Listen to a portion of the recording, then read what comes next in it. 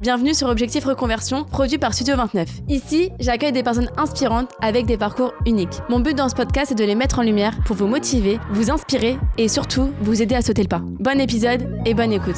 Bienvenue Denitsa sur le podcast Objectif Reconversion. Merci. Avec grand plaisir. Avant de démarrer ce podcast, j'aimerais te poser une question. Oui. Comment tu définirais ton parcours en un mot ? Éclectique. C'est vrai. Oui. Alors justement, on va y revenir juste après. Déjà, j'aimerais savoir un petit peu quel genre de petite fille tu étais dans ton enfance. Alors, dans mon enfance, j'étais plutôt timide, plutôt réservée, très studieuse. J'étais la préférée de tous les profs. C'est vrai, oui. Mais parce qu'en fait, j'écoutais tout ce qu'ils disaient, je faisais mes devoirs, j'étais toujours la première de la classe. Ah, ouais. Donc, non, je voyais que En fait, ma mère et mon père, ils ont divorcé, mais en fait, mon père était très strict avec mon frère. Mon frère, il a 6 ans de plus que moi. Et j'ai vu que dès qu'il a ramené à la maison des mauvaises notes, il se faisait bien engueuler. Et donc, je pense que ça m'a un peu traumatisée. Moi, je me suis dit, alors non, moi, il va falloir que je ramène tout le temps des bonnes notes, que je sois exemplaire pour que je puisse vraiment avoir une ambiance paisible à la maison. Ok. Et du coup, qu'est-ce que tu as fait comme étude, toi, après ? Alors, du coup, mon parcours éclectique. Allez, c'est parti. Voilà, j'étais née en Bulgarie, donc j'ai fait c'est un peu le système scolaire, il est un peu différent, je pense, dans tous les pays. Et donc, à un moment donné, quand on a 12 ans, 12-13 ans, on fait un examen général, tout le pays, pour entrer dans une autre école. Ah, donc c'est des petits comme ça. Donc, pour entrer dans une autre école. Et donc, moi, j'avais choisi, comme ma mère elle m'avait prévenu qu'on allait partir au Canada, j'avais choisi une école de langue. Et j'ai commencé à apprendre le français, parce que c'était une école où il y avait le français, l'anglais, le russe et le bulgare. Ok. Donc moi, j'avais choisi de commencer avec le français, vu que le Canada, on avait choisi la partie francophone. Et ça m'a beaucoup aidée, parce que finalement, quand je suis rentrée à cette école-là, c'est à 14 ans. Quand je suis rentrée à cette école-là, j'ai pu faire tout le premier semestre, et je suis arrivée au Canada avec des bases de français. Ok. Ce qui était assez chouette pour un pays bilingue. Ah ouais, donc tu avais 14 ans, tu arrivais à quel âge au Canada ? À 15 ans. 15 ans. Voilà. Ok. Voilà. Et la partie scolaire, comment ça se passe au Canada ? Parce que ça doit être différent de la France quand même. Ouais, donc c'était très compliqué après parce que tout était en français, forcément. Bah oui. Moi, je connaissais que le bulgare. Bon, j'avais les petites bases de français. Et donc, c'était très... même la mentalité, elle est complètement différente parce que c'est la mentalité nord-américaine. C'est plus la mentalité européenne. Donc, tout était très... Par exemple, quand j'ai fait une équivalence à l'âge de 15 ans, niveau mathématiques, j'étais au-dessus de mon âge. Ah ouais ? Par rapport à leur scolarité au Canada. Ok. Donc, finalement, mais comme j'avais 15 ans et je ne pouvais pas aller dans une classe qui était supérieure, en fait, j'avais parce qu'elle a passé un pourcentage, que des 100% partout. Ah ouais. En mathématiques, j'excellais que des 100% partout. Bon, en français, un peu moins. Ça va. Mais je sais que quand je suis arrivée au Canada, à Montréal, j'écoutais la radio, je regardais la télé en français. Il fallait vraiment que je m'imprègne de... Et t'arrivais à écrire ou pas ? C'est venu peut-être après, l'écriture ? Comme je l'avais fait pendant 8 mois, oui, mais très drôle. Au début, nous, en Bulgarie, on n'a pas... quand on écrit, on n'a pas des accents, on ne met pas des accents. Donc moi, on met des accents quand il faut savoir comment prononcer le mot. Okay. Donc à ce moment-là, on met des accents pour dire, ok, à ce moment-là, tu mets l'accent sur cette syllabe. T'as été servie en France, et donc, en fait, quand j'ai commencé mes premiers cours de français, je mettais jamais les accents. Ah, bah oui. Moi, je me suis dit, c'est juste pour savoir comment je prononce le mot. Et donc, ma prof me dit, mais pourquoi il n'y a aucun accent dans les dictées quand on les fait ? Mais parce qu'on n'a pas besoin. J'écris, je ne suis pas en train de vous parler. Donc, c'était très drôle pour moi au début avec le français. Mais oui, c'est une langue très riche. Pour pas dire compliqué. La grammaire, elle est dure. Et après, la grammaire, elle ressemble un peu à la grammaire du bulgare. Ok. Donc, je pouvais comprendre, parce que nous aussi, en anglais, j'avais étudié un petit peu l'anglais auparavant aussi. En anglais, il n'y a pas de genre, voilà, on ne dit pas une chaise, c'est chaise. Voilà. Ouais, c'est ça. Donc, en Bulgarie, on a aussi les gens. Donc, ça m'aidait un petit peu. Mais oui, la scolarité au Canada, donc, très, très différent. On commençait l'école, je pense que vers 9h. On finissait vers 16h. Après, on étudiait, ça s'appelle école primaire, école secondaire. Moi, j'étais en école secondaire. Ok. J'ai fait secondaire 3, 4 et 5. C'est comme le collège, en fait, ici, c'est ça? J'imagine, parce qu'après, nous, on a le collège. En fait, Ok. on finit à 16-17 ans, on finit le secondaire 5. Ok. Après, on part en collège, ça s'appelle le cégep, pour faire 2 ans pré-universitaire Ah oui, au donc, collège. ouais. Ok. Donc, 17-18. Ouais, donc c'est pas comme ici, parce qu'après c'est le lycée, ici c'est Bon, voilà. c'est assez Et différent. nous, en fait, donc, il faut quand même, avec les notes qu'on a obtenues pendant le secondaire, on peut rentrer dans une école, il faut qu'on applique pour avoir... Ouais, voilà, faire une forcément. application pour rentrer dans une école, dans un cégep. Et moi, j'avais choisi, je me suis dit, oh, pourquoi pas, maintenant j'adore tellement l'anglais, pourquoi pas faire un cégep en anglais. Sauf que ça faisait 3 ans que j'étudiais en français, chimie, physique, biologie, mathématiques, tous les termes en français. Et là, comme je suis rentrée dans un cégep, parce que tu peux choisir soit littéraire, soit administratif, business, Ok. soit sciences. Moi, j'avais choisi les sciences au cégep. Comme j'avais choisi les sciences, ben, il fallait faire physique, biologie, chimie, tout en anglais. Parce que les termes sont plus pareils. Ah oui, non, mais t'es reparti.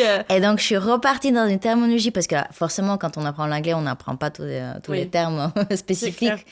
de chaque domaine. Donc là, je me dis, mais dans quelle galère je me suis mise, parce qu'en chimie, on ne prononce pas le H2O. Voilà, en français, c'est quand on dit dioxyde d'hydrogène. Oui. Voilà, ben, en anglais, c'est l'inverse. Ah, ok. C'est hydrogen dioxide. Voilà, donc on le lit même pas pareil. C'est très compliqué. Et ça a été, t'as réussi justement à t'adapter? C'était un challenge, le Ouais. cégep, pendant 2 ans. Donc moi, j'ai décidé, parce qu'on peut faire un diplôme professionnel, ça s'appelle un collégial, ça s'appelle un DEC, diplôme d'études collégiales. On fait 3 ans de cégep. Moi, j'ai choisi de faire 2 ans parce que je savais que j'allais aller à l'université. Donc j'ai fait juste 2 ans. Et après, je suis allée à l'université pour faire un DEP, diplôme d'études professionnelles. Et ça c'était quoi? C'était pour... Et donc, je suis rentrée, j'ai appliqué, on applique encore, des examens encore, Ça s'arrête jamais. ça ne s'arrête jamais, à l'université. Et donc, j'ai été acceptée dans l'université de McGill et Concordia, à Montréal. Et à la base, j'allais faire ingénieur électrique. C'est un truc de fou. Voilà. À la base. Donc, je suis acceptée à McGill. Et là, je me dis... je suis pas sûre de vouloir faire ça, parce que j'avais tout juste commencé à aimer vraiment faire la danse. Ah donc Parce que la danse, c'était vraiment un hobby. Ok. Je le faisais, j'avais commencé quand j'avais 6 ans. Juste un passe-temps. Je faisais du basket aussi. Ok. Et tu faisais quoi comme danse des 6 ans? C'était quoi? J'avais vraiment commencé avec les danses sportives, les danses ok. de salon. Ok. Ah oui, donc Tout, direct dès des petites... le début. Mais parce que pour moi, c'est comme c'était un passe-temps, mais c'était... Ma mère, elle a vu qu'il y avait juste à côté de chez nous, il y avait pas. S'il y avait de la danse classique, peut-être que j'aurais commencé par la danse classique, mais comme il y avait ces danses de salon, ma mère m'a dit, bah vas-y, une activité que tu peux pratiquer après l'école, la danse. Et donc voilà, c'était mon passe-temps. J'ai continué au Canada parce que j'aimais beaucoup, mais c'était 1 fois par semaine. Et quand j'ai commencé à faire des compétitions de danse, je me suis dit, ah oui, ça commence à prendre beaucoup plus de temps. Ah, t'avais quel âge pour les compétitions? Là, j'avais commencé à l'âge de 17-18 ans à faire des compétitions. Mais comment ça s'est passé? Enfin, c'est toi qui t'es inscrite, on est venu te chercher? Parce que j'ai trouvé un partenaire. Ok. À la base, c'était juste, je dansais avec mon professeur de danse. D'accord. Et j'ai trouvé un partenaire qui faisait ça presque comme son métier. Il voyageait à travers le monde. C'était très chronophage parce que, voilà, il y avait un grand investissement. Financier aussi. Ouais, j'imagine. Et on a commencé à prendre des cours. Déjà prendre des cours aux États-Unis parce qu'il n'y avait pas beaucoup de profs qui étaient très expérimentés au Canada. Donc on partait aux États-Unis. Après on partait en Angleterre. Ah oui, donc t'étais jeune en fait. T'es partie, ouais. Et donc je commençais à voyager vraiment à travers le monde à l'âge de 17-18 ans avec mon partenaire qui est Christian Miette, qui est aussi sur l'émission Danser avec les stars. Ah, c'est fou. Le Québécois. Ok. Et c'est à ce moment-là que j'ai commencé à prendre la danse un peu plus au sérieux. Ok. Et quand je suis arrêtée à l'université, là, je me dis, oulala, qu'est-ce que je fais? Parce que je voyage tellement, mais en même temps, si je veux faire ingénieur, il va falloir que je m'implique à 100% aussi. Là, c'est l'université, c'est plus l'école secondaire ou le cégep. Et donc, j'étais complètement perdue. Donc, en fait, je me suis arrêtée pendant un an. J'ai commencé à l'école, j'ai dit non, j'arrête tout. T'as pris l'année sabbatique Exactement, j'ai pris une année sabbatique et je me suis dit, je vais faire la danse, de savoir si vraiment c'est ce qui me plaît, parce que je commençais tout juste à faire des compétitions. Est-ce que si ça me plaît vraiment, l'année prochaine, je vais aviser, je vais savoir comment faire. Mais en même temps, je voulais pas faire que de la danse, il fallait que je travaille à côté parce que, comme je disais, c'est un investissement financier assez important. Et donc, j'ai commencé à travailler dans une banque. Ah ouais. Parce que j'ai vu une annonce dans une banque qui recrutait. Et donc, je me suis dit, OK, allez, pourquoi pas. On pouvait faire du temps partiel. Au Canada, on peut faire temps plein ou temps partiel. Et temps partiel, moi, ça m'arrangeait beaucoup avec la danse. Donc, je dis, OK, je commence. Donc, je commence tout bas dans la banque. Ça s'appelle un représentant le service à la clientèle. Okay. Donc, je commence. On n'a pas ça ici en France. Ouais, c'est pas ça, ouais, non. Non, on n'a pas ça ici en France. Au Canada, vraiment, tout se faisait au comptoir. OK. N'importe quelle transaction, c'était pas... Les gens, ils étaient très hésitants à faire ça sur Internet. Donc, ils venaient au comptoir. Donc, moi, je les assistais avec toutes leurs transactions. OK. Virement, transfert, peu importe. OK, ouais. Et donc, je travaillais dans la banque et je faisais mes compétitions de danse. Voilà. Ah oui. Et l'année suivante, en même temps, à 16 ans, je travaillais dans une épicerie, j'ai fait plein de petits boulots. Oui, t'as fait plein de petits jobs étudiants. Petits jobs étudiants, ouais. Mais là, vraiment, c'était le premier sérieux. Donc, je suis à la banque, je fais mes compétitions. L'année d'après, ma mère me dit, tu ne peux pas rester comme ça, il va falloir que tu fasses des études. Tu sais, la danse, c'est pas vraiment un métier. Tu vas pas pouvoir gagner beaucoup d'argent avec. Donc moi, je me dis, oh là là, il faut que je cogite parce que j'étais très influençable. Je me dis, qu'est-ce que je fais? Les parents, ils ont peur. Ouais. Voilà, ils ont peur. Et moi aussi, en fait, je pense que ma mère, elle a un peu transféré sa peur sur moi aussi. Ouais. Donc je me dis, OK, qu'est-ce que je fais? Par contre, là, je peux pas faire ingénieur parce que j'adore ce que je fais avec mon partenaire de danse. Le fait que je voyage à travers le monde, j'ai pas envie d'arrêter ça. Mais je sais que je peux pas investir 100% dans l'ingénierie. Donc, je décide, comme je fais des finances à la banque, je me dis, je vais m'inscrire à faire un bac de commerce en finance. Ouais. Ce qui va être un peu plus facile parce que comme j'étais très, très forte en mathématiques, je me dis, je pense que ça va être un peu plus facile. Et je vais le faire à temps partiel aussi. Je vais garder mon boulot à temps partiel à la banque, je vais faire des études à temps partiel et je vais voyager. Ah ouais. Voilà. T'as été courageuse, hein? Ouais, les journées étaient longues. J'imagine. Ah ouais, les journées étaient longues. Je pense que je me réveillais à 7 heures pour partir travailler jusqu'à 13-14 heures, faire mes cours de 15 heures jusqu'à 18 heures et après danser de 20 heures à 22-23 heures. Oui. Voilà. Et donc, tu répétais tout le temps au Canada, par contre, tout le temps etc. au Canada. Et après, on voyageait. Oui, dès qu'il fallait que je pose des journées de congé au travail. Et aussi pour les études, je m'arrangeais aussi avec les professeurs. Ah ouais, t'as eu Ah non, honnêtement, c'était... C'est vrai? Ouais, c'était tout un parcours. Moi, je me pose une question parce que moi, je te connais à travers l'émission Danse avec les stars. On en parlera après, peut-être. Mais tu parlais que c'était quand même, financièrement, c'était aussi compliqué. Oui. C'est toi qui payais pour faire tes concours de danse, qui voyageais, comment ça se passait? Tout. Et t'arrivais à t'en sortir financièrement entre la banque, ça, t'avais pas de... Oui, parce qu'on faisait avec mon partenaire, aussi avec Christian, on faisait des spectacles à côté. Des spectacles de danse. Trop bien. Dans des écoles de danse, pour des événements. Et lors de ces spectacles, on se faisait payer aussi. D'accord, ok. Voilà. Ok. Et alors du coup, t'es à la banque, tu fais un autre job aussi, tu reprends tes études à côté et tu continues les spectacles de danse, les concours, pardon. Exactement. Comment tu gères la situation? Combien de temps ça dure? Alors, ça dure pas mal de temps parce que je suis restée à l'université pendant 8 ans. Ah oui, quand même. Bah, là-bas, c'est 4 ans, mais comme oui. je l'ai fait à temps partiel, j'ai doublé. T'aimes vraiment les études, du coup, je pense que t'aimais bien l'école, quand même. Ouais, oui, vraiment, oui, j'aimais bien parce qu'on apprend beaucoup de choses. Déjà, c'est très enrichissant, c'est très stimulant, mais aussi, je trouve que ça discipline. Aussi, moi qui étais un peu désorganisée, ça m'apprenait d'être organisée vraiment parce que tout était millimétré à la seconde. Les répètes, l'école, le travail. Donc ça a duré, je suis restée pendant 9 ans, 8-9 ans à la banque, à temps partiel, 8 ans à l'université parce que j'ai continué mes études même quand je faisais l'émission Danser avec les stars. Ah ouais? Ouais. Ce qui était très drôle parce que quand je partais, pas pendant la saison, je faisais juste le premier semestre qui était de janvier jusqu'à juin. Et après, je prenais des cours d'été. Et quand l'émission commençait, là, j'arrêtais les études.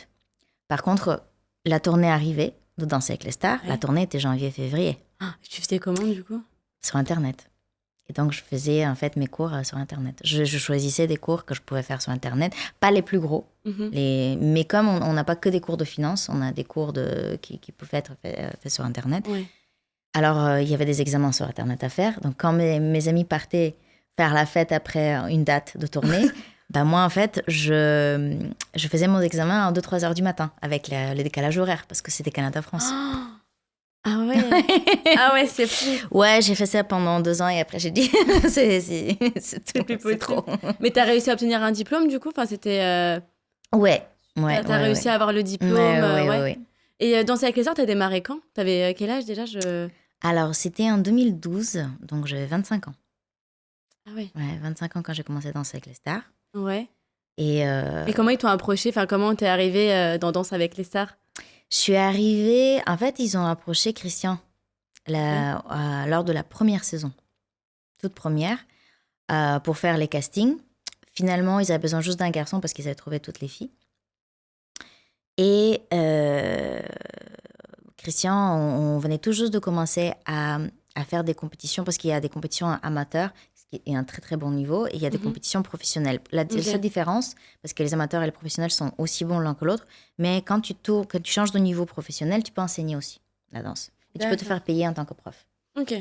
Et donc, nous, on venait tout juste de changer de catégorie et de devenir professionnel. Donc, il fallait beaucoup s'entraîner. Et Christian Lee, pour l'instant, je ne peux pas parce que j'ai envie de bâtir ma carrière professionnelle en tant que danseur.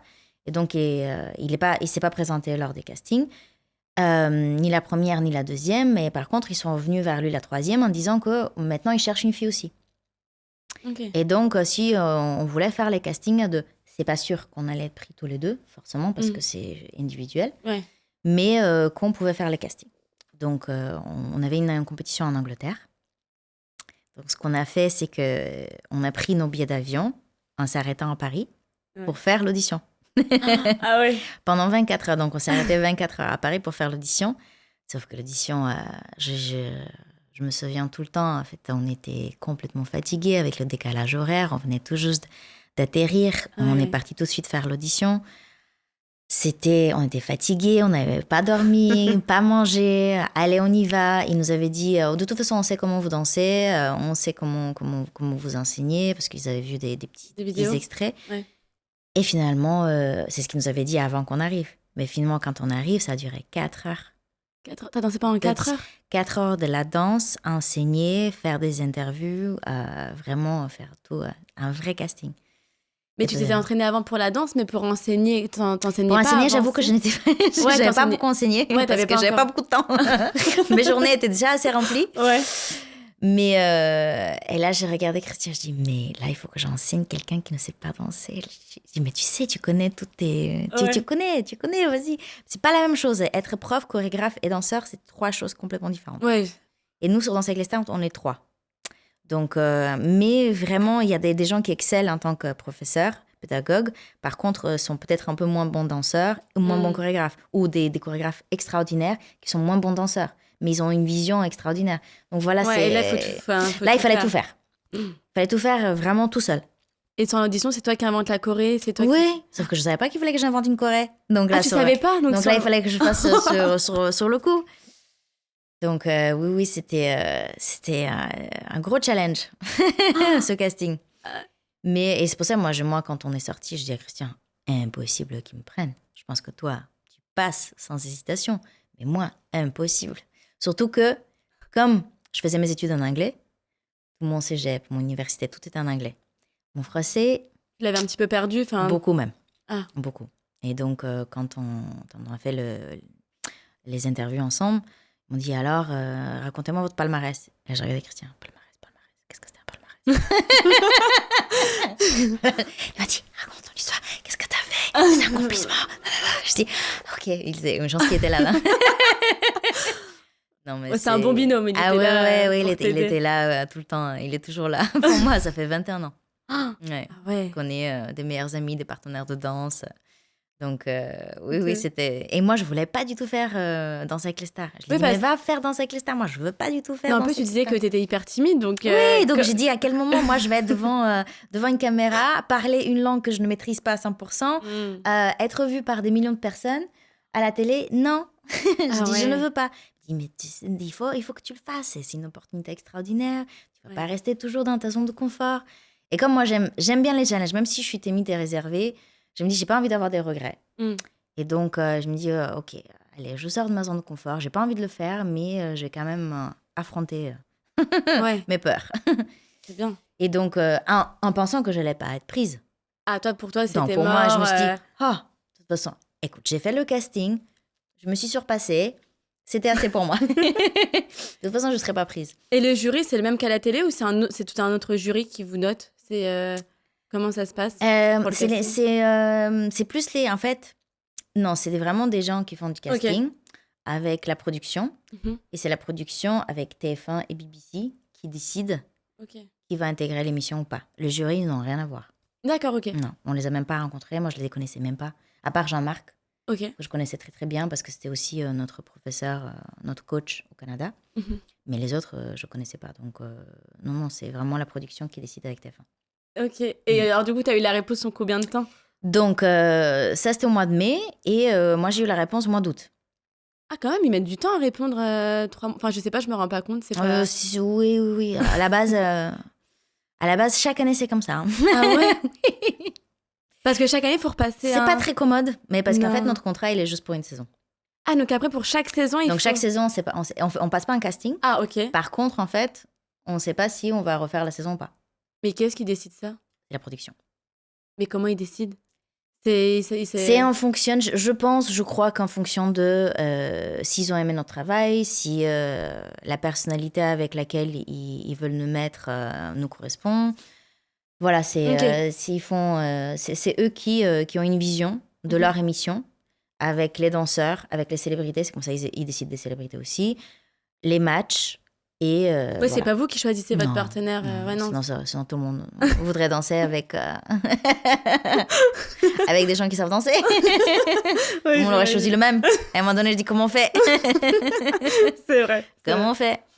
Mais non, on choisit pas du tout. On choisit pas du tout. C'est eux qui regardent en fonction de la personnalité du danseur, avec la personnalité de la célébrité, taille. Oui, il regarde forcément tout ça. Ouais, voilà. Ok. Alors, du coup, quand tu as eu la réponse, donc, j'ai eu la réponse. Où, à ce moment-là? J'étais à l'école. Ah, toujours. J'étais à l'école parce que je faisais mes cours d'été. Ok. Donc, au mois d'août. Au Canada? Au Canada. Et donc, j'étais à l'école. Et c'était une pause. Je prenais un petit café avec une copine. Et là, je vois un numéro français. Donc, forcément. Je me dis, voilà. Il n'y a pas beaucoup de numéros français qui m'appellent. Donc, je me dis, il m'appelle pour me dire que je ne suis pas prise. Voilà. Parce que quoi qu'ils ils appelaient, tu disais ça. Ah. Mais comme je ne savais pas qu'ils s'appelaient pas tout le temps, je me suis dit, ils vont m'appeler pour me dire quand même que je ne suis pas prise. Ouais. Et finalement, quelqu'un de la production, il m'appelle pour me dire, finalement, Denitza, on aimerait bien que tu fasses partie de la saison 3 de Danse avec les stars. Et là, je regarde ma copine, je dis, et non. Non.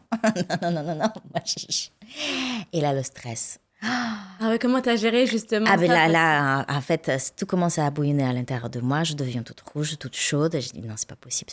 Là, je commence. Ton cœur, il devait battre. Ah oui. Là, les angoisses ont commencé. Et je me dis, là, il faut que je m'entraîne à faire des chorégraphies, à enseigner quelqu'un qui ne sait pas danser.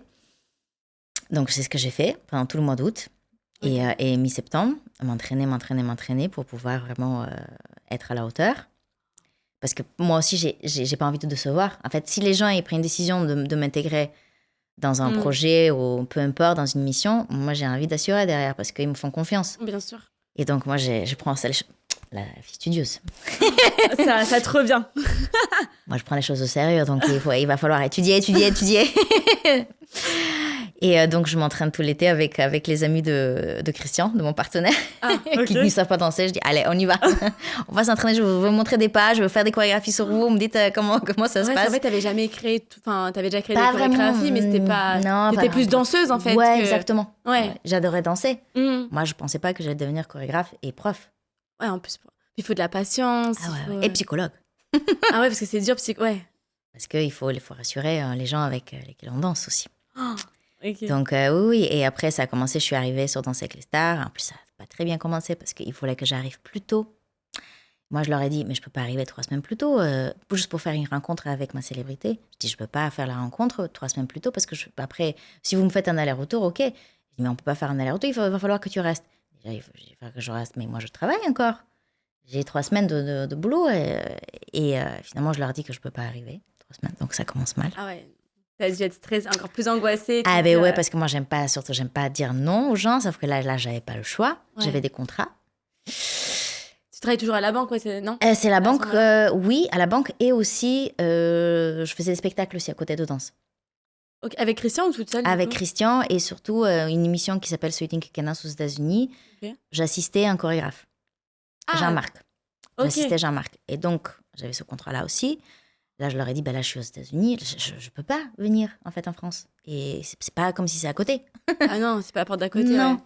Ouais. Donc, ça part très mal parce qu'ils me disent, mais on va te changer le partenaire, tu comprends pas, on voulait un partenaire pour toi. Finalement, il va falloir changer parce qu'il faut qu'on fasse cette rencontre.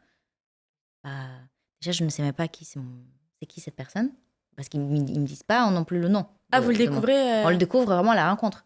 Donc, je sais même pas avec qui je dansais. Bon, ok, changement de partenaire. Et donc, finalement, la saison 3, je ne danse pas avec le partenaire en question. D'origine. Ouais. Et donc, je danse avec Ty Chris, qui n'était pas mon partenaire à la base. Mais non. Non.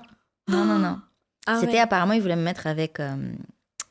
il y avait un gars de Suisse qui s'appelait Bastien Baker, un chanteur. Il voulait me mettre avec lui. Et finalement, je suis arrivée avec Ty Chris. Ok. Ouais. Ils l'ont pas... Bon, au final, ils te voulaient vraiment parce qu'ils se sont arrangés pour... Finalement, voilà, ils se sont arrangés parce que c'est Katrina Patchett qui a fait la rencontre avec le Suisse. Ouais. Et moi, ils m'ont changé de partenaire et je suis arrivée pour la rencontre avec Ty Chris 3 semaines plus tard. D'accord. Mais vous répétez pas du tout avant? Enfin, vous avez non, mais les répètes, ils n'avaient pas commencé. Moi, ils m'avaient dit le 15 septembre, ça commence. Sauf qu'ils voulaient que j'arrive le 23 août. Ah ouais. Je peux pas. Ouais, en fait, c'est juste pour la rencontre. Il fallait absolument que tu sois là. Je peux pas juste pour une rencontre. Ouais, donc voilà. D'accord. Et donc là, c'est moi. Du coup, ça commence mal. Moi, je suis très mal parce que j'ai déjà refusé quelque chose à la production. Ouais, je comprends que tu dois culpabiliser. Exactement. Donc, j'arrive sur cette émission-là. Je me dis déjà, ils m'aiment pas. Ah ouais, normal. Parce que je les ai pas commandés. Je les ai pas arrangés. Donc voilà, j'arrive. Bon, je danse avec Ty Chris. Ça se passe très bien. Mais moi, je dormais pas pendant les premières 4 semaines. Insomnie totale. Trop. Pourquoi t'étais stressée? Trop stressée. De mal faire. Ouais. Et surtout, comme je disais, je maîtrisais pas très bien la langue française. Okay. Là, j'avais des caméras sur moi. J'avais des interviews tout le temps. Je comprends. Et donc, il y avait parfois, en fait, les journalistes, ils m'écrivaient des phrases. Ils me disaient, OK, juste dis cette phrase-là. Donc, il fallait que j'apprenne des phrases par cœur. Ah ouais. J'avais un accent qui était beaucoup plus prononcé parce que j'avais appris le français au Québec. Ouais, donc j'avais un petit accent québécois avec des expressions québécoises. Voilà. Et donc, c'était la totale. Donc, je ne dormais pas. J'avais un sportif qui voulait s'entraîner tout le temps. Tout le temps. Et comme moi, je voulais bien faire pour ma première saison, je me dis, OK, on va s'entraîner tout le temps. Donc, je peux même pas faire des siestes pendant la journée. Ah ouais. Mais comment t'as fait pour justement tenir? Parce qu'à un moment donné... Je sais pas, à un moment donné, je me suis dit, est-ce que vous avez pas des cachets homéopathiques ou quelque chose de naturel? Finalement, j'en ai pris une fois, sauf que ça n'a pas fonctionné pendant la nuit. Ça a fonctionné pendant la journée, toute la journée. Ah ouais, t'étais... KO, je comprenais pas. Je disais à Taïk, donne-moi 5 minutes, s'il te plaît. J'allais sur le canapé pour dormir 5 minutes. Je peux même pas fonctionner. Je dis plus jamais, je pensais se cacher. Non. Ah ouais. Donc, oui. Et vous avez un régime à suivre alimentaire, justement, même pour des vitamines, tout ça? Enfin, vous avez un truc à suivre ou non? Il y a des danseurs, oui, moi non. C'est vrai. Oui. Non, j'essaie de bien manger 3 fois par jour. J'essaie d'avoir des protéines pour avoir de l'énergie, des pâtes. mais sinon, non. Après, comme j'étais là tout le temps, m'entraîner avec Taï Chris, j'étais toujours à la cantine des studios. Ah oui, donc t'avais pas le choix de... Donc, je mangeais ce qu'il y avait. Oui, non, mais c'était une super expérience. Après, j'étais extrêmement fatiguée. J'avais hâte de retourner au Canada. Et surtout quand on est allé jusqu'en finale. Bah oui. Avec Taï Chris. Moi, je m'entendais pas. Moi, j'étais sûre. Moi, je viens d'arriver, donc une danseuse que les gens ne connaissent pas. Ils se sont attachés aux autres danseurs parce qu'ils ont eu quand même la première et la deuxième saison. Oui. Moi, ils me connaissent pas. Je ne suis pas française. Je suis une fausse Canadienne. Parce que je suis techniquement bulgare. Et donc, je parle avec un accent que les gens ils se disent, mais on ne sait même pas d'où ça vient. Parce que ce n'est pas québécois non plus. Ouais. Très très drôle avec des expressions, parfois j'ai inventé des mots parce que quand je parlais beaucoup plus anglais, entre le bulgare, l'anglais, le français, tous mélangés dans ma tête, donc j'ai inventé des mots. Et oui, et finalement je dis à Taï Chris c'était un sportif, mais c'était pas non plus celui qui était très très connu, que les gens ils allaient vraiment voter pour lui, et finalement on était en face à face. Parce que, oui, forcément, les gens ne votaient pas pour nous pendant le prime. Par contre, en face-à-face, il n'y a que 2 couples. Et donc là, c'est soit tu préfères ce couple-là ou ce couple-là. Tu ne votes pas pour ton couple préféré parce qu'il est déjà passé. Tu votes juste pour le couple qui ne va pas être éliminé. Et donc, on était tout le temps en face-à-face. On était tout le temps sauvés par le public. Tout le temps. J'ai fait, je pense, 8 face-à-face. Je pense qu'il y a 1 ou 2 fois, je n'étais pas en face-à-face. Jusqu'à un final. Tout le temps sauvé par le public. Ouais. Et même juste quand on a fait déjà la demi-finale, je dis c'est pas possible, on est jusqu'à une demi-finale. Surtout que Taïk, comme il savait qu'il allait pas faire la finale, parce que moi aussi j'étais persuadée que qu'on se rend en demi-finale, c'était extraordinaire. Et là, il avait booké un TED Talk. Le TED Talk, voilà, les conférences, en Suisse. Et je dis, mais là en finale, on a 4 danses, parce qu'on a 3 danses et un medley. Je dis, comment on va faire? Et moi, il ne voulait pas que j'aille en Suisse. Donc, on a manqué 2 jours et il fallait faire 4 danses. Moi, stress, comme pas possible. Déjà pour moi, la demi-finale, quand on a fait le face-à-face contre Laurie et Christian, mon partenaire. Oh là là, ça a dû être dur, ça. Et Laurie, la chanteuse, qui était quand même un peu favorite. Oui. Et là, quand on voit qu'on passe... Et c'est pas Laurie qui fait la finale. Parce que moi, mon partenaire Christian, qu'est-ce qu'il me dit? Alors, j'ai besoin de chaussures pour la finale. Est-ce que tu peux aller... Parce que comme je vais m'entraîner beaucoup, parce qu'on savait que c'est lui qui passait à la finale, il me disait, est-ce que tu peux aller les chercher? Moi, j'avais fait venir ma mère pour lui dire, regarde, tu vas voir comment ça se passe un peu sur Danser avec les stars. Mais de toute façon, je vais être avec toi toute la semaine parce que je vais être éliminée. Et là, je dis à ma mère, je regarde ma mère dans le public, je regarde Christian qui était à côté de moi dans le face-à-face. Je dis, qu'est-ce qui vient de se passer là? Je fais quoi là? Je dis, moi j'avais des projets de passer du temps avec ma mère, de chercher des chaussures pour Christian pour sa finale, de l'aider avec ses chorégraphies. Et finalement, non, c'est moi qui passe en finale. Et donc là, je dis, c'est pas possible. Donc voilà, c'était très drôle parce que il y a une photo où je suis par terre avec mes mains sur ma tête où je n'y crois toujours pas.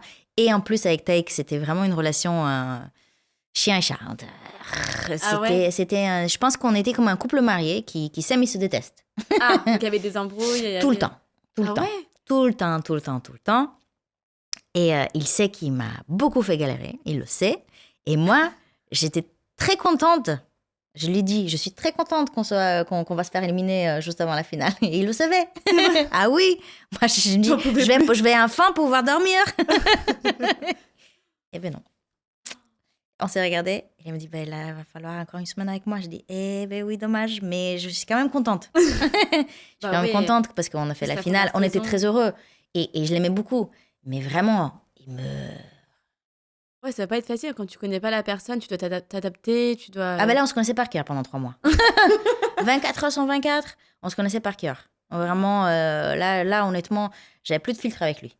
Plus de filtre. C'est pour ça qu'on s'engueulait tout le temps. Parce que moi, la timide réservée, là, c'est fini. Ah oui, ma première saison de Danser avec les stars, ça m'a bien décoincée. C'est vrai. Ah oui, je pense que Taïk, c'était vraiment une révélation pour moi. Bah, trop bien. Pour que je puisse vraiment m'affirmer un peu plus en tant que personne. Là, lui, c'était la personne parfaite pour faire en sorte que... Mais tu gérais comment les caméras aussi? Parce que vous étiez tout le temps filmés. À un moment donné, je les oubliais. Ah, t'as réussi En fait, il y avait tellement... Après, on avait passé des super moments aussi. Donc, je les oubliais pendant qu'on passait des super moments. Je les oubliais pendant qu'on... À un moment donné, les caméras sont sorties quand on s'est embrouillé. Une fois, on s'est disputé. Même le cadreur, il s'est dit, là, je pense qu'on va les laisser un peu. C'est vrai? Ah ouais. Ah oui. C'était la seule fois. Et imagine, c'était ma première. Ah ouais, comment en fait, gérer en fait, le stress, les angoisses, l'insomnie, un partenaire qui était très, très dur, qui... oh là là. Mais parce qu'en fait, c'est quelqu'un, et j'ai compris par la suite, il n'a jamais travaillé en équipe. Parce que déjà, pourquoi il a choisi les rollers en tant que sport? Parce qu'il était tout seul. Et lui me dit, je ne suis pas quelqu'un qui avait le talent inné. Moi, je suis quelqu'un qui, en fait, c'était avec le travail, avec les efforts. Donc, je travaillais 10 fois plus que les autres pour réussir à faire ce que quelqu'un qui était très doué. Ah ouais. Donc, lui, il ne se considérait pas très doué, mais il travaillait très, très fort. Et aussi, il voyageait beaucoup. C'est sa mère qui l'enseignait la scolarité parce qu'il voyageait chaque 2 ans. Je pense que son père était diplomate ou quelque chose comme ça. D'accord. Ah oui, donc voilà. ouais. Donc voilà, c'est pour ça en fait, il n'avait pas vraiment, je pense, l'esprit d'équipe. Ouais, bah oui, j'imagine. L'esprit d'équipe, c'était pas quelque chose qu'il connaissait très bien. Parce qu'il était toujours habitué d'être seul, de se débrouiller tout seul. Ça, je comprends. S'il a accepté, c'est qu'il était prêt... Mais c'est quelqu'un que j'apprécie beaucoup, qui est très intelligent, j'ai beaucoup d'admiration pour lui parce que vraiment, il s'est créé tout seul. Ouais. Puis le roller, c'est vrai que c'est un monde... Et en fait, tout ce qu'il a accompli, c'est extraordinaire. Ouais. Voilà. Et t'es arrivé toujours à trouver des chorégraphies? T'étais jamais en manque d'idées? Oui, parfois on manque d'idées parce qu'à la fin, si on sera en finale, on aura fait, je pense, 15-20 chorégraphies à un moment donné. Ah ouais. Et Ty Chris, c'était quelqu'un qui était cassé de partout. Donc, déjà, son cou, il ne pouvait pas tourner. Pour le tango, on a besoin de tourner la tête. Il ne pouvait pas tourner plus que ça. Son poignet, il ne pouvait pas faire ça ou ça. Donc, pour les porter, à un moment donné, il faut faire ça. Sauf que son poignet était là parce qu'il avait beaucoup d'opérations sur ce poignet, vu que c'était quelqu'un qui était un grand cascadeur. Donc, il fallait non seulement que je sois créative par rapport aux chorégraphies, mais par rapport à lui, qu'il fallait que je m'adapte à lui aussi. Par rapport à tous ces petits Et tu étais toute seule? Vous n'avez aucune aide pour ça? Aucune aide, mais j'avais Christian. Et comme on était tous les deux Canadiens qui venaient... C'est solidaire. Ouais. Et même les autres danseurs, honnêtement, c'est ça qui est très chouette, c'est que nous, entre danseurs, l'ambiance, elle est trop chouette. On s'entraide tout le temps. Ouais. Si quelqu'un me demande, moi, je vais dans la salle. Bien sûr qu'il y a la compétition. Oui. Et qu'on a envie, forcément, d'aller jusqu'à la fin et décrocher le trophée. Mais c'est pas pour autant qu'on va pas s'aider. Ouais. Ça, c'est cool. Ouais. Moi, je me posais cette question-là, justement, parce que nous, on voit que tout est parfait. Et on voit pas les bas, parce que je pense qu'il y a aussi quand même des bas. Ouais. Et c'est vrai qu'on voyait quand même une bonne cohésion de groupe entre vous tous. Donc, Mais je pense aussi que c'est pour ça que les gens t'ont beaucoup apprécié, parce que tu dégages, justement, t'es très solaire. C'est gentil. Non, c'est vrai. T'es très solaire, t'es très naturel. Enfin, t'as l'air très empathique aussi et très à l'écoute. Donc, je pense que c'est important aussi dans la danse, parce que surtout de couple. Si t'es pas à l'écoute, c'est compliqué. Moi, je sais que peut-être parfois ça peut me desservir, mais j'aime beaucoup aider les gens. Et même quand j'ai fait une émission, La photo parfaite, je me rappelle... C'était quoi cette émission? C'est une émission sur M6 où ils avaient choisi 6 personnalités pour devenir photographes et faire des challenges et des défis de photographie. On apprenait la photographie un petit peu au fur et à mesure. Pour vraiment relever des défis et avoir un gagnant à la fin. C'était une compétition j'étais avec plusieurs personnalités. Et je me rappelle, j'étais avec Michel Sarran à un moment donné, et il me demandait mon avis par rapport à sa photo. Parce qu'à la fin, on avait à chaque fois des défis, mais il fallait choisir une photo. Ah oui. Mais si tu aimes bien 2 photos, déjà, il fallait trouver une bonne photo, parce qu'on n'était pas photographe. Oui. Mais si on en trouvait 2, 3, il fallait quand même faire le choix, parce que c'était la photo parfaite. Et je me rappelle, Michel Sarran, il est venu me dire, mais qu'est-ce que t'en penses? Et j'ai regardé, je dis, Michel, regarde, déjà, celle que tu as choisie, je dis, j'adore celle-ci. Celle que tu as choisie, par rapport à celle-ci, c'est à peu près pareil. Mais celle-ci, si tu regardes un peu plus de près, elle est un peu floue. Et elle me dit, oh, j'avais pas vu, t'as raison. Et du coup, il a changé sa photo. Et du coup, c'est lui qui a remporté le challenge. Ah ouais. Mais ça me dérangeait pas du tout. Ah Et ouais. du coup, je me rappelle, j'arrive à la maison et mon copain me dit, mais pourquoi tu as fait ça? Tu sais, c'est une compétition. Vous êtes là, en fait, en tant que des adversaires. Ouais. Je dis, pourquoi tu es là? Je me suis dit, mais parce qu'il m'a demandé mon aide, il m'a demandé mon avis. Moi, je l'adore. Et honnêtement, je pense que j'aimerais bien que quelqu'un le fasse pour moi aussi. Et donc, je voulais le faire pour lui. Même si, forcément, ça m'a desservi. Mais c'est pas grave parce qu'il avait fait cette photo-là. C'est lui qui l'a fait tout seul. C'est pas comme si moi, je l'ai aidé à faire cette photo. Je l'ai aidé par rapport à faire un choix parce que je pense qu'il n'a pas bien vu avec le stress, avec la fatigue qu'on avait, parce que c'était des longues journées aussi. Il n'avait pas bien vu. Donc, en fait, c'est quand même sa création. Moi, je l'ai juste dit, peut-être, je garde. Elle est un peu floue, celle-ci. C'est tout. Et justement, le fait que tu dises que t'aides beaucoup les autres, ça te joue pas des tours des fois? Quotidiennement? T'es pas déçu des fois de... Oui, on est forcément déçu. Ouais. Parce que... Inconsciemment, t'attends un petit peu... Parce que oui, on attend un échange. Mais ça j'essaie d'enlever les attentes de ma vie. Facile, mais ouais. Il faut pas avoir des attentes parce que forcément, on sera déçu. Ouais. Parce que les attentes, c'est très rare que ça correspond à la réalité. Et c'est normal en tant qu'être humain d'avoir un petit retour sur investissement. Ouais. On aimerait bien chacun. Et je pense que c'est très sain d'avoir un échange. Parce que c'est comme ça qu'on crée, en fait, c'est une synergie. L'énergie, elle circule. Ouais. Et donc, en fait, il faut que ça revienne à un moment donné. Il va falloir. Et c'est pour ça, je pense que je suis parfois déçue parce que quand ça revient pas tout de suite. Ouais, logique. Ouais. Mais non, après, comme maintenant, j'essaie d'avoir mon attente, je me dis ça va revenir d'une autre façon. Pas forcément de la même personne, mais ça va me revenir. Bon, bah, au moins, bon karma. C'est bien, tu... Ouais, il y a aucun souci. Et c'est pas pourtant que je vais arrêter d'aider les gens. Ouais. De toute façon, j'aime bien partager, j'aime bien échanger. C'est fait comme ça. Moi, voilà, je vais pas changer qui je suis. Ouais, bah. Si les autres, en fait, ils aiment pas ça, bah, c'est leur problème. Ouais, t'as raison, c'est vrai. Voilà. Au moins, tu restes toi-même. Et toi qui étais quand même assez timide, la première saison, ça t'a aidé justement à enlever cette timidité, c'est ce que tu disais. Après, du coup, donc, je crois que vous avez perdu au face-à-face. Donc après, on est arrivé 3e à la finale. Ouais, c'est ça. Ouais, on est arrivé 3e finale, mais on a fait tous les primes, donc pour nous, c'était déjà gagné. Bah ouais, j'imagine. Et moi, en tant que... T'étais nouvelle. En tant que nouvelle, ouais, exactement. Je me suis dit, je pense que j'ai pu montrer ce dont j'étais capable. Ouais. Et on verra pour la suite, s'il me rappelle pour la saison 4, ma deuxième saison. Parce qu'en plus, tu faisais encore tes études à côté, quoi. Oui. Oui, donc... Donc j'ai fini la saison et je suis retournée... Au Canada. Au Canada, et en janvier, à mes études. Et à la banque. Ah, t'as repris la banque aussi? Ah ouais. Et tu faisais encore des spectacles de danse ou pas? Oui. Avec Christian. Toujours, ça s'arrêtait. Ouais, avec Christian. Et après, par la suite, j'ai intégré la troupe. Comme on s'est beaucoup lié les danseurs de Danser avec les stars, on a eu plus d'infinité avec certains qu'avec d'autres. Oui, forcément. Et Maxime de Remez, il avait une troupe de danseurs. Et il cherchait à recruter d'autres danseurs. Il nous avait demandé avec Christian si on était disponible. On s'est dit, écoute, pourquoi pas? Si ça fonctionne dans les voyages qu'on fait, pourquoi pas. Et donc, finalement, petit à petit, on a commencé à intégrer cette troupe dépendance que Maxime il avait créée avant de Danser avec les stars et de faire des spectacles avec lui. Donc, on commençait à être un peu plus présent en France.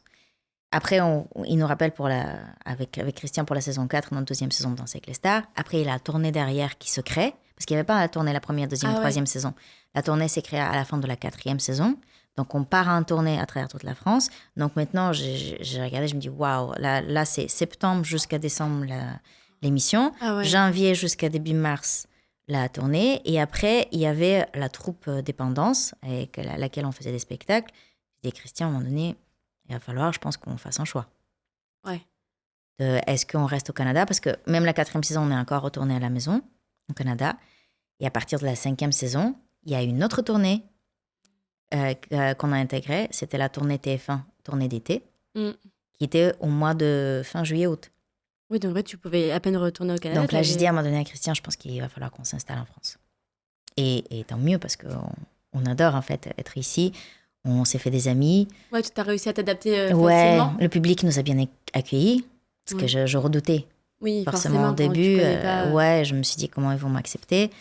Et finalement, le public nous a bien accueillis et tous les autres. Donc à partir de la 5e saison, on a pris la décision de vraiment venir s'installer en Donc, t'as France. quitté tes proches. Donc j'ai quitté tous mes proches, mon travail, tout. Et ça a été? Ça a été. C'était c'était un gros challenge parce que après, comme j'avais déjà de Bulgarie, je suis partie au Canada. Oui, tu t'es Canada, déjà en France, adapté. j'avais un copain qui était aux États-Unis en plus. Donc je me suis dit, je suis habituée à bouger. Ouais. Et comme c'est pas comme si j'allais dans un autre pays que je connaissais rien. Là, j'avais mes amis, Oui. j'avais mon travail. Oui, c'est vrai. L'adaptation allait se faire beaucoup plus facilement que quand j'ai quitté la Bulgarie pour le Canada, où tout a été chamboulé pour moi. Ah bah j'imagine, ouais. Et du coup, là, tu décides de faire de la danse à temps plein. Là, c'est... Et donc, finalement, Une fois que t'es en France. voilà, je me dis, bon, finalement, les études de finance, bop. Mais t'avais eu le diplôme, de toute façon. Donc, Oui, mais je n'allais pas aller je m'en servir. Ouais, bon, moi, c'est Pas en tant que conseiller financier, peut-être. Ouais. pas.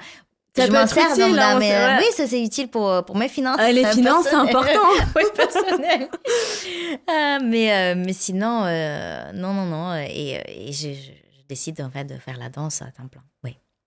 Et t'as pas eu peur? Parce que quand même, là, tu te dis quand même que tu vas vivre que de la danse. Financièrement, je sais pas comment ça se passe parce que t'es pas payé à l'année, en fait, t'es payé au spectacle. Comment ça se passe? Oui, mais comme en fait, je travaillais l'émission en septembre, décembre. Ouais. La tournée, janvier, mars. La troupe dépendance, on était à avril, mai, juin. Juillet, août, la tournée de TF1 d'été. Mais en fait, t'avais jamais de pause. J'ai pas eu le temps. En fait, j'avais pas le temps de réfléchir. Et donc, comme ça arrivait tout le temps, ouais. à aucun moment je me suis dit, ah oui, mais qu'est-ce que je fais après? J'étais pas dans l'optique de réfléchir pour le futur. Je vivais vraiment au jour de jour le moment présent. Ouais. Et après, alors justement, donc t'enchaînais, mais tu gérais comment ta vie t'étais jamais fatiguée, ta vie perso, tout ça, tu devais... Non, en fait, c'était tellement ma passion et qu'il n'y avait pas... Non, il n'y avait aucun souci. Non. Pour moi, c'était limite, en fait, pas tant professionnel parce que c'était un épanouissement personnel aussi, de pouvoir danser et faire ce que j'aime. Oui, j'aimais beaucoup plus ça qu'être dans la banque. Bah forcément, ouais. En plus, t'as toujours fait ça depuis petite, donc voilà, ouais. Et tu savais faire toutes les danses? De salon, hein, je parle. Oui. On était avec Christian, on était spécialiste dans les danses latines et danses standards. Plus dans les danses latines, mais on faisait les 10 danses. Ah ouais. Donc oui. La danse contemporaine, c'était pas ce qu'on faisait. Ouais, parce que, mais à la base, elle faisait pas partie de Danser avec les stars. Elle est venue avec le temps. Ouais. Le Bollywood, la danse contemporaine, le jazz, tout ça, c'est venu après. Parce que comme cette émission, elle provient de l'Angleterre, elle s'appelle Strictly Come Dancing. C'est la version anglaise. Les États-Unis l'ont pris pour la franchise, donc ils l'ont franchisé aux États-Unis. Les gens ils pensaient, waouh, ça vient de Dancing with the Stars, ça vient des États-Unis. Non, ça vient d'Angleterre. Et c'était que les Anglais, c'était que les danses de salon. Danse de salon, dansant. Donc la France a pris la même version que des danses de salon. Sauf qu'à un moment donné, quand on a fait le prime, les danses du monde, là on a intégré le Bollywood, la danse contemporaine, le hip-hop, le jazz. Et finalement, les gens ils ont aimé. Et donc c'est devenu des danses. Oui, voilà. J'avoue que maintenant, l'émission est devenue un peu freestyle. Parce que même pendant le foxtrot, on fait de danse contemporaine. Même pendant le cha-cha, on fait un peu de hip-hop, peut-être. Ouais. Donc, ce qui est plus enrichissant, plus divertissant pour le public. Mais c'est pas vraiment parfois des vrais cha-cha ou des vrais foxtrot ou des vrais valses. Ah ouais, j'imagine. Ça a beaucoup changé, beaucoup évolué. Alors, après, moi, je sais pas danser. Tout évolue dans le temps. Oui, donc tant mieux. Ouais, c'est vrai. C'est vrai que dans l'émission, il y a plein de danses aujourd'hui qui existent. Et comment tu as géré un petit peu la notoriété? Parce que, quand même, je pense que Danser avec les stars, ça t'a fait connaître beaucoup, surtout en France, je parle surtout. Comment tu as géré ça? Parce que tu dois te faire interviewer, te faire reconnaître dans la rue. Je pense, après, je sais pas, mais comment tu as géré ça? C'est bien et mal. Dans le sens où ça fait plaisir de savoir qu'on est apprécié. Ça veut dire que on fait quelque chose de bien, on fait un bon travail. Et mal parce que dès qu'il y a une critique, forcément, on le prend tellement personnel. Et moi qui n'étais pas... parce que je n'étais pas exposée à ça. Et quand on décide de devenir un personnage public, très médiatisé, et on s'expose à ça. Côté négatif, avec les critiques négatives. Il y a des critiques constructives que j'adore, mais parfois c'est juste méchant. Et je me dis, forcément, on ne plaît pas à tout le monde, et c'est normal. Et moi, je ne cherche pas à plaire à tout le monde. Oui, forcément. Et je sais que c'est impossible de toute façon, même si on peut... Une personne parfaite, déjà, la perfection n'existe pas, c'est personnel à chacun. Mais voilà, on ne peut pas plaire à tout le monde. Et ce que je n'arrivais pas à gérer, c'est pour, par exemple, 1000 commentaires positifs, je me concentrais sur le seul commentaire négatif. Ah, ouais. Ce qui est dommage. Mais parce que je n'avais pas l'expérience aussi, je n'avais pas la maturité nécessaire. Et là, aujourd'hui, je relativise et je fais la part des choses. Je me dis, OK, cette personne-là, elle n'a pas aimé, en fait, peut-être quelque chose. C'est pas grave. Et tu as fait comment, justement, pour relativiser? Parce que... C'est avec le temps. C'est avec le temps, plus on avance... Tu t'es pas fait aider, tu parlais pas à quelqu'un, non, t'étais... Non, vraiment, c'est avec le temps où je lisais beaucoup de livres de développement personnel. Ah ouais? Ouais, j'adore toujours aujourd'hui. Ouais, ça... Il y en a énormément. Ouais, donc je lisais beaucoup de livres de développement personnel et je pense que ça m'a aidé beaucoup. Ça m'a aidé beaucoup de voir les choses plus clairement et de vraiment de concentrer sur ce qui est important. Et de se dire que si on aime la personne qu'on est, si on voit que ça plaît aux autres, en fait, le côté négatif, on peut de temps en temps, peut-être oui, on peut se nourrir pour regarder s'il y a quelque chose qu'on peut apprendre, mais sinon, on laisse de côté, on reflète comme un miroir. Ouais. Il faut pas l'intégrer, parce que si on commence à intégrer tout, toutes ces énergies, tu t'en sors pas. Et on peut se dire que peut-être, ça n'excuse pas les gens qui sont juste méchants, mais tu peux comprendre. Je peux comprendre les gens, et je pense que ça m'aide aussi, de me dire que peut-être ils sont malheureux dans leur vie. Et c'est très facile de se cacher derrière un écran et de décrire des commentaires négatifs parce qu'on est protégé. Et tu leur réponds? Non. Non, tu laisses... Non, parce que c'est alimenter quelque chose de négatif. Ouais. Et honnêtement, c'est pas nécessaire.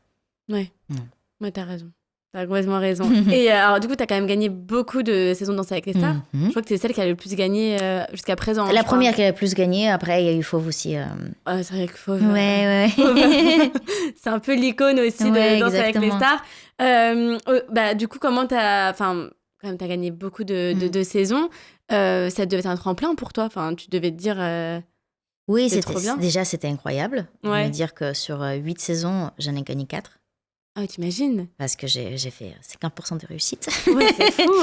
Ce qui est quand même assez incroyable. Ouais. Et en sachant qu'il y avait des danseurs qui, depuis la première saison, qui n'avaient jamais gagné.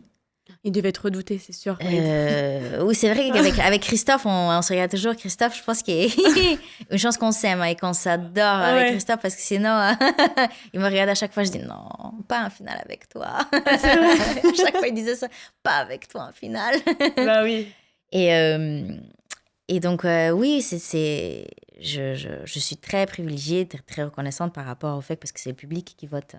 Après, pour nous. Après, c'est mon travail aussi, évidemment. C'est pour ça que je dis à tout le monde, c'est vraiment, il y a beaucoup d'ingrédients. C'est le travail, la complicité avec la personne, de trouver la bonne personne, de savoir comment s'adapter à cette personne-là, de faire des chorégraphies qui plaisent au public, qui sont vraiment modulées parfaitement pour aussi la célébrité, de rester nous-mêmes. Et voilà, c'est tout, je pense que les petites choses qui font en sorte que à la fin, on peut décrocher le trophée. Après, il y a des gens qui font tout bien, mais la danse, ça reste subjectif. Le regard des autres, il est subjectif. Et donc, puis je pense que les gens, ils s'attachent aussi à la personnalité. Voilà. Enfin, on a des préférences. Ouais, c'est humain. Ouais, voilà. T'as tes chanteurs préférés, voilà. Bah oui, c'est pas parce que l'autre, il est pas bon. C'est pas parce que Lady Gaga est moins bonne que Beyoncé. Mais il y a des gens qui préfèrent Beyoncé et d'autres Lady Gaga. C'est vraiment juste une question de goût. Ouais, non, c'est vrai.